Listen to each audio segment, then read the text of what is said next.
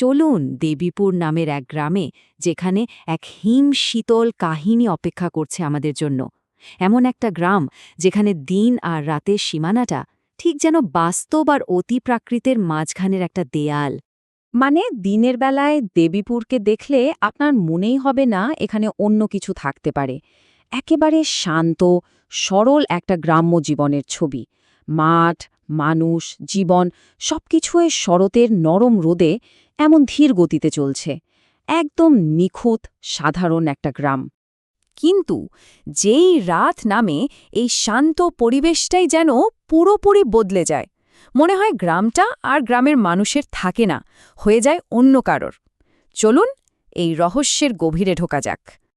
তো গল্পের শুরুতেই পরিচয় হয় আমাদের প্রধান চরিত্র অর্কর সাথে।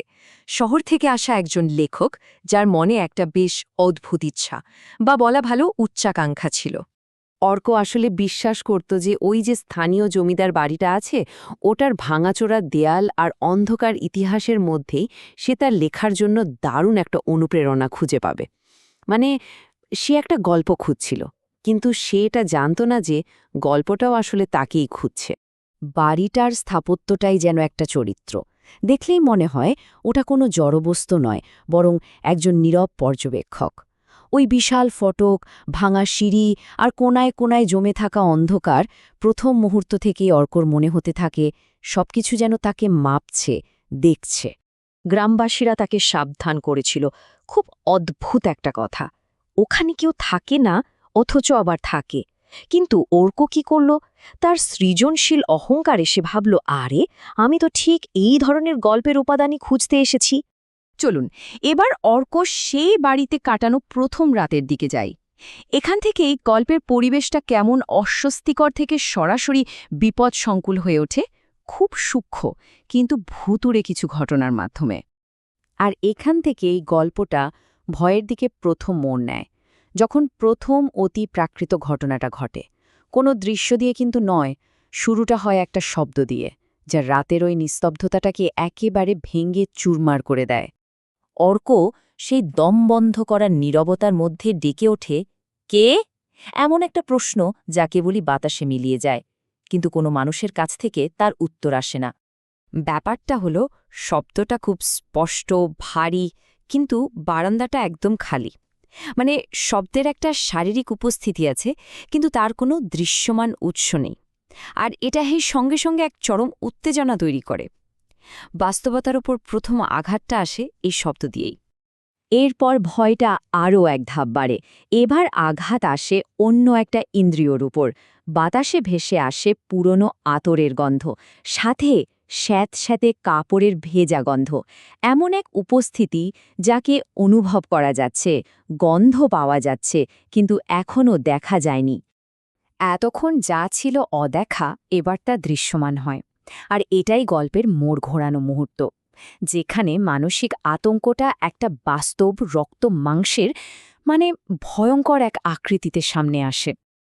ঠিক তার পেছন থেকে ভেসে আসে একটা নরম কিন্তু হাড় হিম করা কণ্ঠস্বর, তুমি আমার ঘরে কেন? এই একটা সরাসরি প্রশ্নই অর্ককে যেন পাথর করে দেয়। ব্যাপারটা তাহলে কি দাঁড়ালো?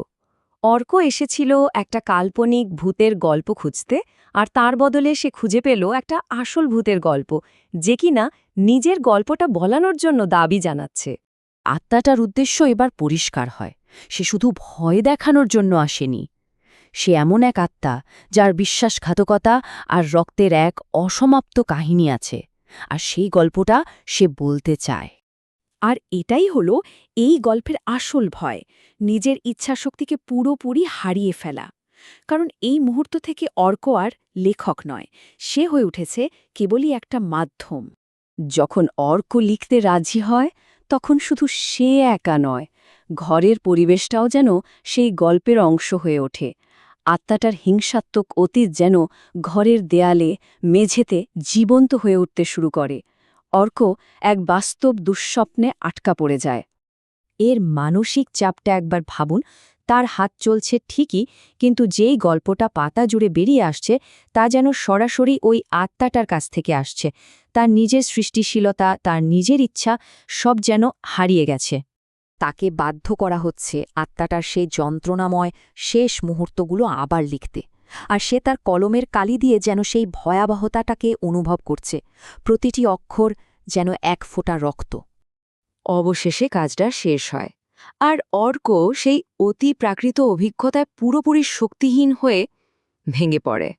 কিন্তু ভূতের গল্পের শেষ মানেই ভয়ের শেষ নয়, বরং এটা ছিল এক নতুন, আরও ভয়ঙ্কর চক্রের শুরু। এটা ছিল অর্কর লেখার শেষ লাইন।